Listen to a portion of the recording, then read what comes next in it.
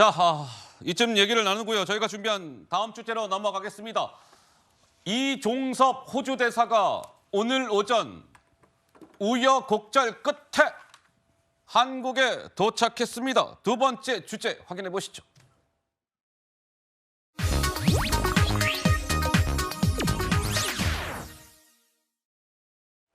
자, 이종섭 호주 대사가 오늘 오전에 호주에서 한국으로 들어왔습니다. 어제까지만 하더라도 이종섭 호주 대사가요, 조만간 한국에 들어올 겁니다 라고 말씀을 드렸는데 바로 다음 날 오늘 오전에 한국에 도착을 했어요. 자, 이종섭 대사에게 기자들이 이런저런 질문을 던졌습니다. 무엇이라고 답변했을까요? 들어보시죠. 사의 표명한 생각 있나요? 또 다른 질문 있습니까? 이번 공수처 조사일자 언제쯤으로 생각하고 오셨습니까? 네. 제가 이미 수차례에 걸쳐서 그러한 의혹들이 사실이 아니라는 점을 분명히 말씀드렸기 때문에 제가 임시 귀국한 것은 방산협력과 관련한 주요국 공안당 회의 참석하기 위한 겁니다. 체류하는 기간 동안에 공수와 일정이 조율이 잘 되어서 조사받을 수 있는 그런 기회가 있으면 좋겠다는 생각입니다. 언제까지 체류하시는 계획이신가요?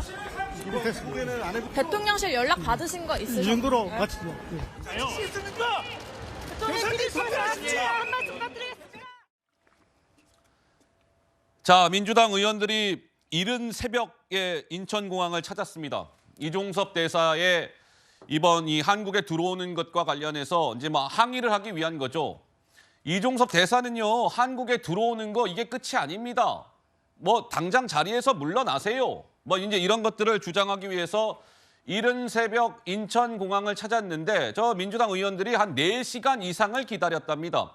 원래는요, 한 새벽 5시 30분쯤에 인천공항에 떨어지는 걸로 그렇게 알고 있었는데 이게 이제 비행기가 어떻게 됐는지 도착한 시간이 아까 몇 시쯤이었습니까? 10시가 좀 안 된 시간이었을 거예요. 그러니까 거의 한 4시간 이상 공항에서 이제 기다렸다가 이종섭 대사가 공항을 나오자 민주당 의원들이 항의를 하는 그런 모습이 있었는데, 자, 이종섭 대사의 지금 최근의 일련의 과정은 이러했습니다.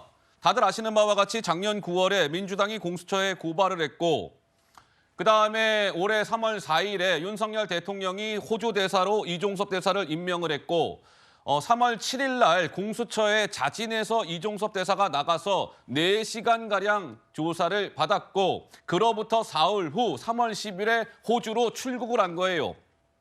오늘 한국에 들어왔으니 출국한 지 11일 만에 다시 이제 한국에 귀국을 하게 된 거죠. 자, 이종섭 대사가 기자들 앞에서 조금 전에 들으신 것처럼 이렇게 얘기하죠. 재상병 사건과 관련해서 수사 외와 이런 논란이 있는데 저는요, 관여된 바가 없습니다. 그거 사실 아닙니다. 체류 기간에 공수처와 일정이 조율이 돼서 조사받을 수 있는 기회를 가졌으면 좋겠습니다. 그러니까 이런 거죠. 이종섭 대사는 약간 이제 공수가 좀 교대가 됐다 이렇게 봐야 될지는 모르겠으나 이종섭 저 들어왔습니다. 공수처요, 빨리 부르시오. 나가서 조사 받을게요. 약간 공수가 교대된 국면이다. 송영훈 변호사님 좀 그렇게 봐야 되는 겁니까? 어떻게 봐야 되는 거예요? 그러니까 민주당이 그동안 해온 정치 공세가 그냥 부당한 공세에 불과하다는 게 이제 다 드러난 것이죠. 자, 이종섭 대사가요, 들어오라고 하니까 들어왔어요. 애초에 나갈 때도 어디 간다고 공무 수행을 위해서 대사로서 나간 거 아닙니까? 다 밝히고 나갔고 신분도 특정돼 있어요. 나가기 전에 조사도 받고 나갔습니다. 그리고 언제라도 조사 받겠다고 했고 조사 받으라고 하니까 지금 조사 날짜 잡아달라고 요청서도 냈어요. 자, 이것은 사실 공수처가 대단히 무능하기 때문에 벌어진 일종의 해프닝입니다. 공수처가 무능해서요? 아니, 그럼요. 왜냐하면 1년에 200억 원 가까이 예산을 쓰는 기관이 출범하고 3년 반 동안 유죄 판결을 한 개도 못 받아냈어요. 그 정도로 지금 공수처가 수사 역량이 떨어지고 제가 알기로는 민주당의 공식 입장이 저 사건을 60일이면 수사할 수 있다는 걸로 알고 있습니다. 그런데 고발한 지 6개월이 넘도록 이종섭 대사를 부르지도 못했고 출국 금지만 걸어놓고 2달 넘게 부르지도 못했고 그런 식입니다. 지금 이종섭 대사는 한국에 이제 들어왔고 언제라도 조사할 수 있는 상황에 놓여 있습니다. 공수처가 하루빨리 좀 불러서 조사를 하고 결론을 내주면 좋겠다, 그런 말씀을 드립니다. 자, 이제 이종섭 대사는 이제 한국에 들어왔고 이제 이런 상황이 되자 국민의힘에서도 약간 이제 역공 모드로 들어갔습니다. 더불어민주당 플러스 공수처를 향해서 이런 공격적인 메시지들이 어제와 오늘 이렇게 이어졌습니다. 그러한 목소리들이 차례대로 등장할 겁니다. 들어보시죠. 공수처가 지금 제대로 된 수사를 안 하고 있잖아요. 돌아왔는데 공수처에서 소환을 못한다? 그러면 왜 저쪽에서는 소환조차 못하고 저 사람을 선발을 묶어놓고 아무것도 못하게 했는가에 대한 비판, 이걸 감수해야 돼요. 민주당이나 공수처에서 뭐라고 답변할지 굉장히 도움이 되는 자료가 될 수 있다. 공수처가 지금 정치하고 있다고 생각합니다. 저는 마치 공수처가 민주당 산하단체인가 산하기관인가 싶을 정도로 민주당의 입맛과 발걸음에 딱딱딱딱 맞춰서 움직이고 있다. 현재 조성된 정세가 정서적이고 감정적인 측면이 강했기 때문에 일단은 수습이 되고 또 다른 방향으로 전개될 걸로 보입니다. 공수처가 6개월 동안 수사도 안 하고 소환도 한 번도 안 해놓고 당연히 호주 대사 가는데 호주 대사가 어떻게 돕힙니까? 민주당이 악의적인 프레임을 거는 거에 대해서 준엄하게 꾸짖고 진상을 좀 정확하게 말씀을 드렸으면 좋겠어요. 자, 공수처가 이종섭 대사가 호주로 출국하기 전에 출국 금지를 3번 했습니다. 처음에 애초에 1번 했고 2차례 연장을 했어요. 그러니까 이제 출국 금지를 한 3차례 한 거고. 근데 어찌됐든 뭐 야당에서도 그렇고 이종섭 대사는 빨리 한국에 들어오시오, 이런 주장이 있었고 오늘 오전에 도착을 했어요. 자, 그래서 대통령실에서도 이런 얘기가 나왔습니다. 자, 출국 금지까지 하면서 수사한 공수처가 이종섭 대사가 한국에 들어온 직후에 어디 한번 보자, 곧바로 부르는지 지켜보겠습니다. 이런 입장이 나왔는데 강성필 부위원장님은 어떤 생각이세요? 저는요, 국민의힘이 아직도 국민의 마음을 모르는구나. 그래서 저런 식으로 전략을 짜면 국민에게 회초리가 아니라 정말 몽둥이 맞게 생겼구나. 안타깝습니다. 네. 그러니까 지금 몰리는 듯 하니까 저렇게 강세로 하면은 뭔가 달라질 것 같은데요. 아니, 공범이 많은 피의자가 있잖아요. 그러면 우리 변호사님도 아시겠지만 아래에 있는 하위에서부터 위로 올라가는 수사하는 거 당연한 논리 아닙니까?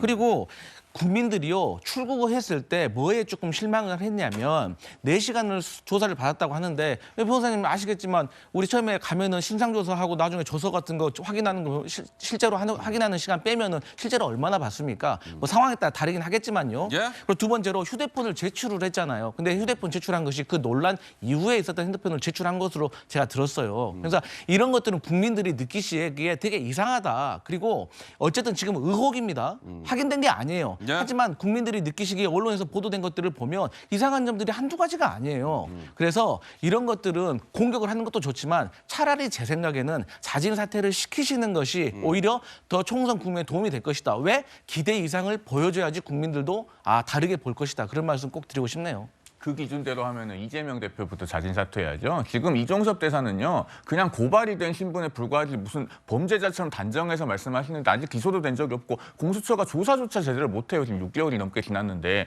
거기에 비해서 이재명 대표는 어떻습니까? 일주일에 재판 3개씩 있는데 본인 멋대로 안 나가잖아요. 법원에서 지난번에 이 3월 19일 공판기일은 무조건 나와야 된다고 했어요. 그럼에도 불구하고 본인이 무단으로 안 나가고 춘천까지 유세 가지 않았습니까? 정말 도피 유세는요, 이재명 대표가 하고 있는 것이죠. 국민의힘의 또 다른 또 전략적 미스가 뭐냐면 기승전결 초지일관 이재명 대표에 대한 사법 리스크예요. 지금 2년 동안 그 얘기하고 있는데 그래서 지지율이 어떻게 됐습니까? 지지층은 결집했지만 중도 확장되고 있습니까? 그게 지금 현재 국민의힘의 위기라는 점. 여당이면 여당답게 이슈 파이팅, 법적, 정책적인 걸 가지고 대응을 하셔야 된다는 꼭 말씀을 드리고 싶고, 송영길 전 대표 사례 한 말씀 드릴게요. 여론이 빨리 돈 봉투 때문에 빨리 들어와라 해서 들어왔잖아요. 근데 검찰이 들어오라고 안 했어요. 그래서 자진 출두했지만 검찰이 수사했습니까? 그게 지금 이종섭 주 호주 대사의 그 상황하고 비슷한 면이 있다. 이 말씀 드리겠습니다. 그게 건이 다르기 때문에 제가 짧게 한 말씀 드리겠습니다. 송영길 전 대표 같은 경우는요, 맨 처음에 돈봉투 사건이 있었지만은 수사 과정에서 뭐가 나왔습니까? 특정범죄 가중처벌법상 뇌물수수 혐의가 나왔어요. 그러면은 돈봉투 사건에 국한되지 않는데 어떻게 바로 부릅니까? 그러니까 그것과는 상황이 많이 다르고요. 그다음에 지금 뭐 지지율 말씀하셨는데 지금 더불어민주연합은 조국 혁신당에도 지지율이 크게 밀리는 상황 아닙니까? 그게 뭐 때문에 그러겠습니까? 민주당 지지층도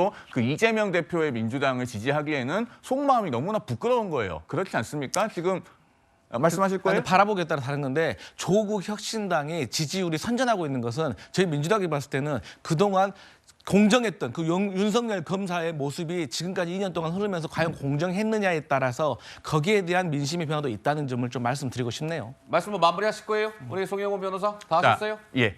자, 뭐 이렇게 쭉 여야 간의 생각이 이제 다릅니다. 쭉 제가 일부러 한번 말씀을 쭉 들은 거예요. 왜? 쭉 이렇게 들으시면서 시청자분들도 다 판단들에 다 이게 기준이 될 겁니다. 제가 일부러 좀 이렇게 토론을 좀 들어봤습니다. 자, 이번에 이종섭 대사와 관련해서 민주당은 이제 이겁니다. 자, 이제 한국에 들어왔어요. 오늘 오전에 들어왔잖아요. 이제 오늘부터 이종섭 대사를 향한 민주당의 요구는 한국에 들어온 거 가지고는 성에 안 찹니다. 안 돼요, 안 돼. 대사직에서 물러나시오. 해임. 들어보시죠. 이종섭 대사가 도둑 입국을 했다고 합니다. 핵심 피의자를 권력을 이용해서 해외로 대사로 임명해서 빼돌리는 또 다른 범죄 혐의가 추가됐습니다. 대통령은 즉각 이종섭 대사를 해임하고 출국 금지시켜야 합니다. 최상병 국조 그리고 최상병 특검, 이종섭 특검, 쌍특검 1국조 처리를 국민의힘에 강력하게 요구합니다.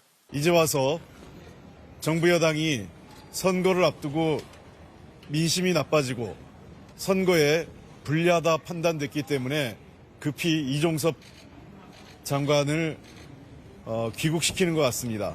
애초 임명이 잘못이고 즉각 사퇴와 해임이 정답입니다. 민심에 답한 입국이라는 한동훈 위원장의 변명은 선거 때 잠깐 국민을 속이려는 거짓이고 기만입니다. 자, 이제 민주당에서는 이종섭 대사의 해임을 요구하고 있는데 어제 하루 동안 여권에서는 많은 일들이 있었습니다. 그렇지요. 먼저 황상무 전 수석이 그 기자들 왜 그 흉기 테러 이거 언급 때문에 논란이 일파만파 일었고 결국에 사퇴를 했습니다. 그런데 그 사퇴, 대통령이 사의를 수용했다라는 뉴스가 전해진 시간이 어제 새벽 6시 49분경이었습니다. 그리고 오전 10시경에, 어제 오전 10시경에 무슨 뉴스가 나왔습니까? 이종섭 대사가요, 조만간 한국에 들어올 겁니다. 실제로 오늘 오전 들어왔어요. 그리고 비례대표 문제가 있었거든요. 이 번호를 어떻게 세우느냐. 일전에 발표된 거는 뭐 호남 출신들, 그리고 국민의힘의 당직자들이 소외된 거 아니냐. 그 당선권 안에 번호를 못 받았다. 이런 논란이 있었는데 어젯밤 10시 20분경에 비례 명단이 일부 수정됐습니다. 그래서 호남 출신 조배숙 전 위원장이 13번, 당직자 출신 이달희 전 경상북도 경제부지사가 17번 이렇게 당선권 안으로 배치를 했다. 이제 이런 것인데 글쎄요. 여권발 3대 리스크가 해소가 된 것인지 ING 조금 더 진행이 될지는 지켜봐야 될 것 같습니다.